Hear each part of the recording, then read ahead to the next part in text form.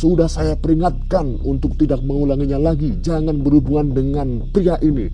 Kamu masih ngeyel. Kenapa kamu di sini? Akhirnya tikaman pisau Rifat lagi dan lagi perselingkuhan yang berakhir tragis. Kok nggak ada kapok-kapoknya ya orang-orang itu? Kok nggak mengambil pelajaran dari banyak hal? Coba deh tengok di mesin pencarian kalian, di Google atau di apa gitu.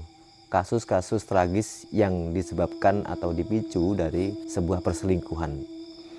Oke, seperti cerita yang akan kita ceritakan pada episode kali ini, yaitu tentang cinta segitiga yang berakhir dengan tewasnya satu orang. Duduk manis dan dengarkan cerita saya kali ini. Dimulai dari sebuah hubungan di jejaring sosial Facebook antara Yebi dan Aprio. Yebi ini adalah seorang istri dari suami yang bernama Rifat. Jadi Yebi ini adalah istri Rifat, Rifat ini adalah suaminya Yebi. Lalu siapa Aprio? Ya, Aprio adalah orang ketiga dalam cinta segitiga ini. Dari Facebook mengawali pendekatan-pendekatan yang kemudian berlanjut ke WhatsApp. Dari kedekatan ini mereka kemudian melakukan COD atau kencan offline gitu ya. Beberapa kali Yebi main ke tempatnya si Aprio, di mana Aprio ini punya bengkel. Jadi Yebi ini sering main ke bengkelnya Aprio. Kalau nggak gitu Yebi main ke rumah Aprio, entah Aprio yang ngajak atau Yebi yang ngajak. Intinya mereka juga sering ke rumah Aprio. Selain itu mereka juga sering jalan-jalan keluar, makan bareng, ya selayaknya orang pacaran gitulah. Dan aktivitas haram ini telah berlanjut atau berlangsung selama 6 bulan. Selama 6 bulan inilah Rifat tidak mengetahui atau mengendus gerak-gerik mencurigakan dari istrinya. Sampai akhirnya pada suatu ketika tabir perselingkuhan ini kebuka dengan sendirinya, di mana si Rifat ini nggak sengaja atau iseng ngebuka HP-nya si Yebi. Setelah ngebuka HP-nya si Yebi, ya cross check sana sini, mungkin ngecek Facebook, ngecek notif, dan kemudian dia juga sempat ngecek personal message atau inbox di Facebooknya si Yebi. Nah, dari message yang berada di Facebook inilah si Rifat menemukan sebuah obrolan atau percakapan yang mengarah pada perselingkuhan. Tentu melihat ini semua Rifat marah yang kemudian menemui istrinya dan adegan pertengkaran pun terjadi. Dimana saat itu akhirnya Rifat menegaskan dan memperingatkan Yebi agar segera menyudahi hubungan ini. Sebenarnya si Yebi ini juga berusaha untuk melupakan dan dia menyadari perbuatannya ini salah. Dia sempat memutus hubungan, sempat tidak kontak-kontakan dengan si Aprio. Namun mungkin karena sudah nyaman, mungkin sudah menemukan titik kecocokan dengan Aprio, Yebi ini sulit sekali melupakan si Aprio. Mungkin juga Yebi ini masih merasakan sebuah kekosongan di antara hubungannya dengan suaminya, yaitu si Rifat, yang mana kekosongan ini bisa terisi oleh si Aprio. Dari sini kita juga bisa mengambil pelajaran sebagai seorang suami atau istri. Kita harus saling berkomunikasi, jangan sampai ada celah-celah yang nantinya tidak menutup kemungkinan untuk dimanfaatkan oleh pihak ketiga. Oke, setelah mengalami pengkhianatan itu, tentu si Rifat mulai waspada dan mengawasi gerak-gerik istrinya. Dan diketahui ternyata si Yebi ini belum mengakhiri hubungannya dengan Aprio. Dia masih sembunyi-sembunyi berhubungan dengan Aprio. Nah, di saat inilah si Rifat melayangkan peringatan yang kedua. Dia menegaskan kembali memperingatkan Yebi untuk tidak melanjutkan dan tidak ngeyel terus menjalin hubungan ilegal ini. Namun meski sudah mendapatkan peringatan seperti itu dari suaminya, Yebi tampaknya masih membandel. Bahkan setelah kejadian itu, Yebi sempat 5 hari tidak pulang dan diketahui dia bersama Aprio ke rumahnya.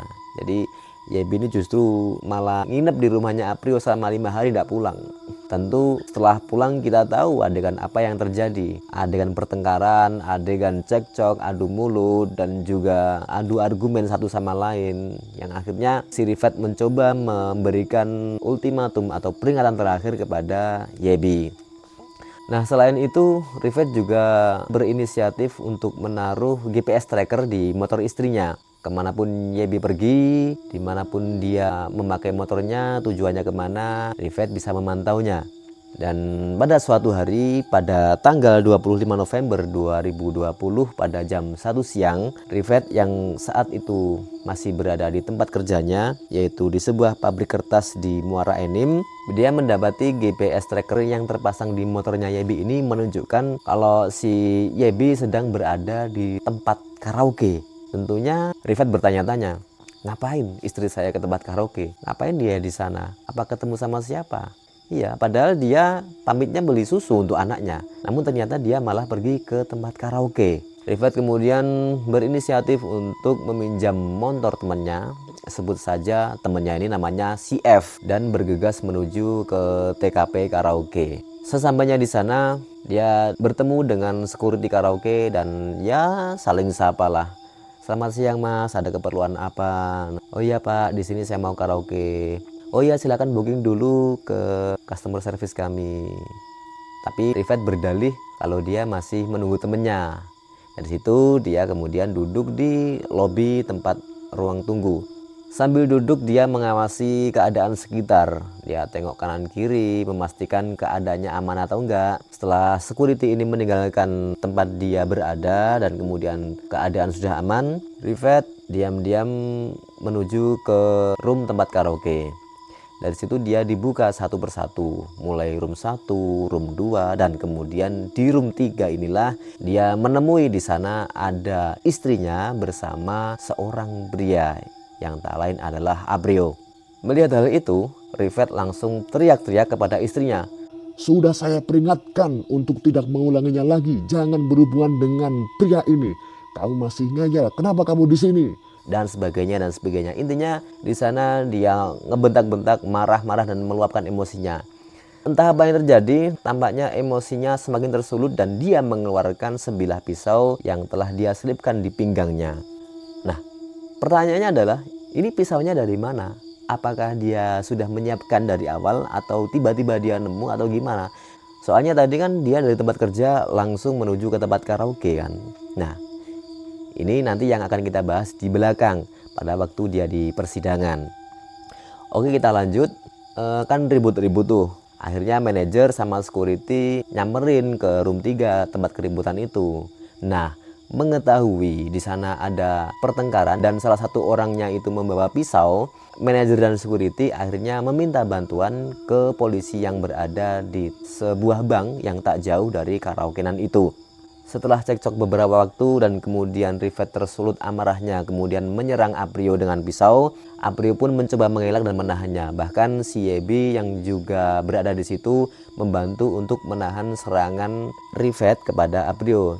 Namun justru tangan Yebi malah terluka terkena sabetan pisau.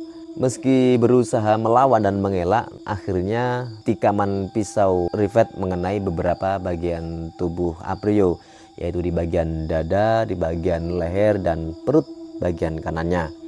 Si Yebi pun lari ketakutan ke tempat parkiran. Dan di saat yang bersamaan, polisi beserta security dan manajer tadi kembali ke TKP room 03. Namun terlambat.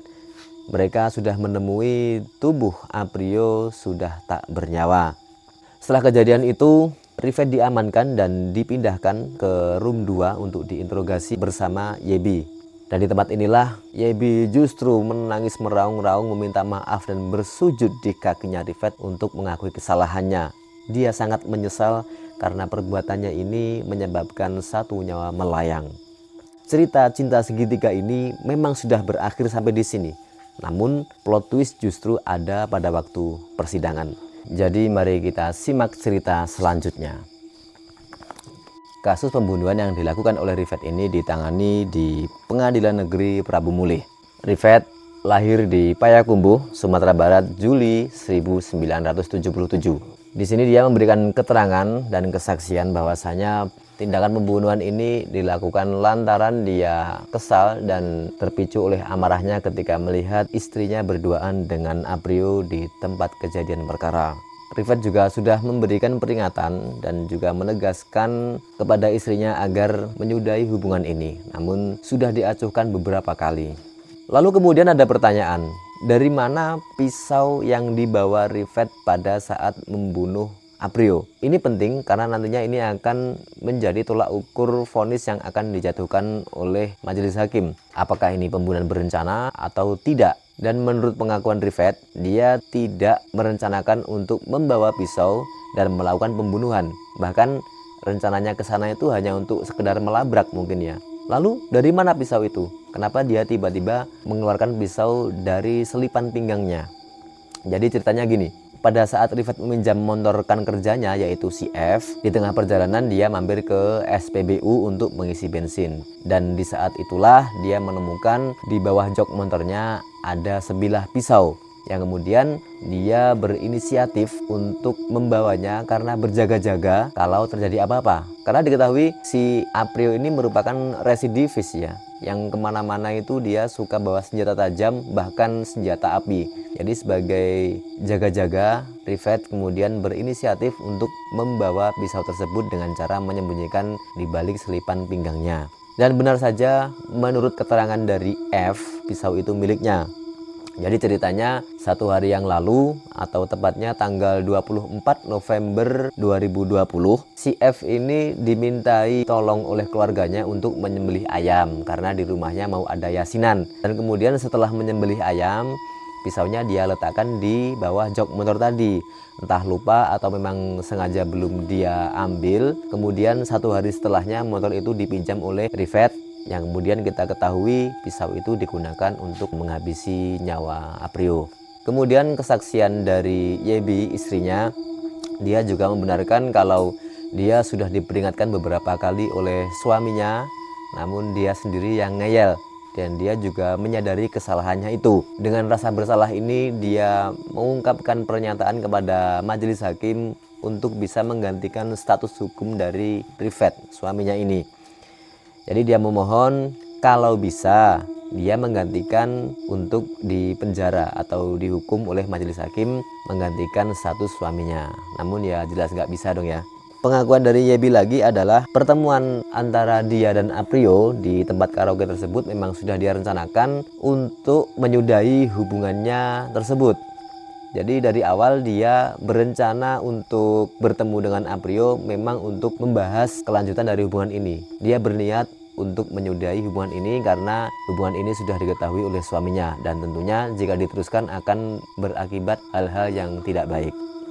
Dan kesaksian berikutnya dari ibu Aprio, yaitu Bu Yuhayati.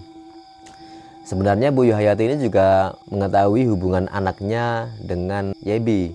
Namun sepengetahuan ibunya, Yebi ini adalah seorang janda atau sudah bercerai dengan suaminya. Jadi pas ketika Aprio membawa Yebi ke rumahnya selama 5 hari, ibunya ya fine-fine aja. Toh mungkin ke depan Aprio berencana untuk menikahi Yebi dan menjadikan ibu dari cucunya. Namun keesokan harinya beberapa orang mendatangi Yuhayati dan salah satunya di situ adalah Rifat, suaminya Yebi. Di sana Rifat menjelaskan dan mengklaim bahwa Yebi ini adalah istrinya. Mendengar hal itu Yuhayati tentu terkejut ya, karena dia tahunya Yebi ini adalah seorang janda atau sudah berstatus free. Namun ternyata suaminya memberikan keterangan seperti itu. Dan bahkan saat itu Rifat juga meminta bantuan kepada ibunya, si Yuhayati ini, untuk membujuk dan menasehati anaknya agar segera menyudahi hubungan ini. Dari situ ternyata banyak chemistry positif dan hubungan baik yang terajut antara keduanya. Terbukti dari pernyataan Bu Yuhayati kepada majelis hakim bahwa dia sudah mengikhlaskan kepergian anaknya. Dia juga sudah memaafkan Rifat. Bahkan Bu Yuhayati juga meminta majelis hakim untuk segera membebaskan Rifat. Dia juga menceritakan 2 minggu berselang setelah kematian Aprio, keluarga dari Rifat ini menyambangi atau takziah gitu ya ke rumahnya Yuhayati untuk turut berbelasungkawa dan juga memberikan uang tali asih. Nah, dari situ bisa tergambarkan betapa sebenarnya kedua keluarga ini tidak ada masalah, mereka baik-baik saja dan juga saling memaafkan. Dia baru saja keluar dari penjara pada bulan Desember tahun 2019. Dan fakta lainnya adalah ternyata sebelumnya Rifat ini juga pernah berselingkuh. Jadi sebenarnya Yebi ini juga pernah menjadi korban perselingkuhan yang dilakukan oleh suaminya, yaitu si Rifat. Dan ya mungkin dari sinilah kemudian benih-benih kesenggangan keluarga, terjadinya banyak gesekan-gesekan ya, karena memang sebelumnya Rifat ini juga pernah berselingkuh, dan dilalah kersane ngalah Yebi kemudian dipertemukan seorang bernama Aprio di jejaring sosial Facebook, yang kemudian dia merasa nyaman, dia merasa oh inilah lelaki istimewa yang saya butuhkan selama ini, sehingga dia sulit untuk lepas dari Aprio. Ya bagaimanapun faktanya, namun banyak pelajaran yang bisa kita ambil dari kejadian-kejadian ini. Yang jelas, jangan selingkuh dan sayangi keluargamu.